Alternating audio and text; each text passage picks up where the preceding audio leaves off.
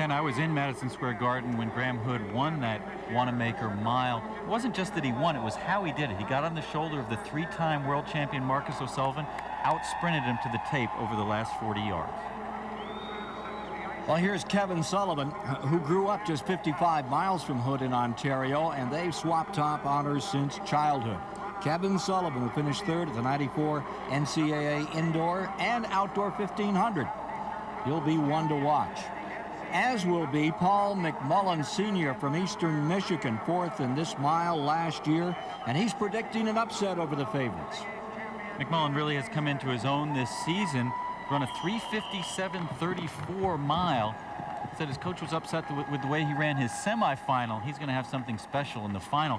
All the guys thinking that this collegiate record of 3:55 flat set by Tony Waldrop in 1974 is ready to go. 21-year-old record. Hood starts next to the outside lane. Sullivan in the middle here, and we're away.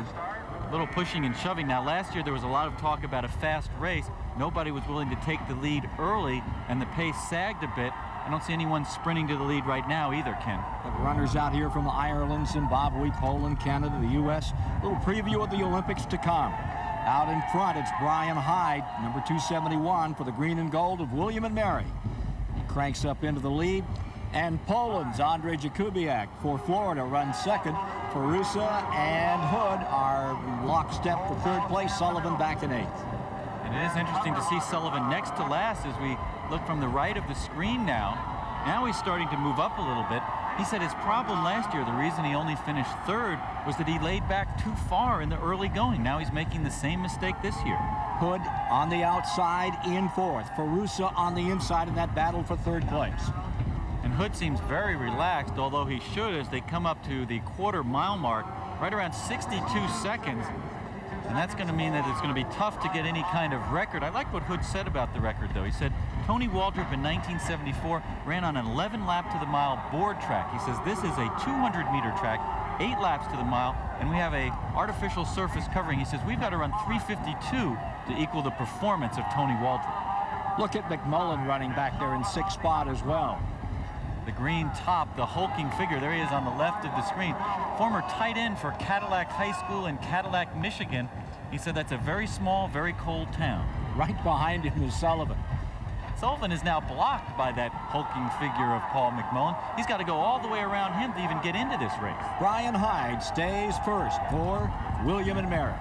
And a big breakthrough year this year for Brian Hyde as he anchored a William and Mary distance medley earlier this season. Ran a 3:56, 3:57 mile. Really showed himself what he could do in this race.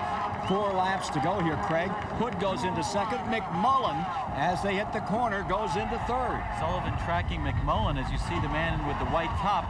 Hood looking very comfortable, just sort of tracking behind Hyde. Hyde almost acting like the pacemaker now in this race as he ran a sub-60 second quarter mile.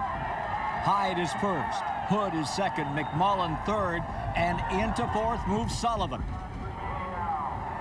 3 laps to go, and here comes McMullen. Well, that's a bold move, very bold move, striking out for home for 3 laps to go.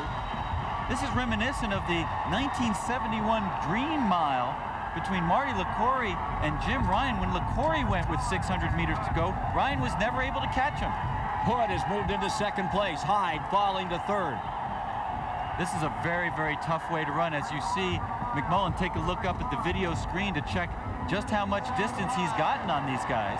Here's Sullivan moving into third spot around Hyde. Look how far behind he is, Ken. At least 12 meters at this point. He looks very relaxed, a lot like his idol, Sebastian Coe, the way he looks in middle distance races, but he's giving away 10 meters right now. McMullen stays first. Hood closing. And Hood looks very good, moving up gradually, not trying to do it all at once. Bell lap upcoming. Hood going for the lead.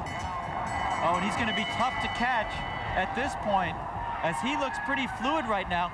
And look at Sullivan. He's got to go all the way around McMullen, who's starting to fade. 8 lengths back. Hood stays first. Sullivan in second. And the old rivals are back at it here in the mile for the Indoor NCAA Track Championship. Down they come for the finish. Hood in front, Sullivan gaining. Sullivan going in front, Sullivan goes away. Sullivan defeats Hood. Whoa, and look at that time. 3:55.33. Almost on Waldrop's mark. In spite of that slow first quarter mile.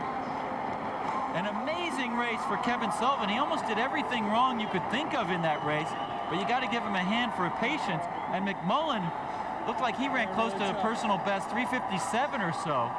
Graham Hood can't believe it. He thought he had that race won. An amazing move by Paul McMullen, a very gutsy move, but he just couldn't hold it all the way to the end. It looked like it was all over when Graham Hood just sort of glided into the lead, but he tightened up just a little bit off the last turn. What a great race. Look at Sullivan moving in to win the mile in near record time. An outstanding last three-quarter mile for Kevin Sullivan. Two great milers for the future, Sullivan and Hood. Paul McMullen comes home third. Let's join Mike Harris with Graham Hood. Kevin ran a hell of a race. He's a tough guy, and I got to take my hat off to him. He ran a great race, and he beat me, and we'll, I'll move on from here and try and do the things I need to do to get back at him. And once again, Arkansas beginning to look unbeatable in their quest for a 12th championship with 38 points. Let's join Mike with the winner, Kevin Sullivan. You consider this a major upset. A lot of people are saying this is a shocker, but do you? I don't think so. I mean, ever since high school, Graham and I have been racing against each other, and we've been back and forth with the wins and losses. And, he beat me at NC's Outdoors last year, and I came back and beat him at the Canadian Championships in the Commonwealth Games. So, it could have gone either way today. I mean, it showed by how close the finish was, and, so it didn't surprise me at all.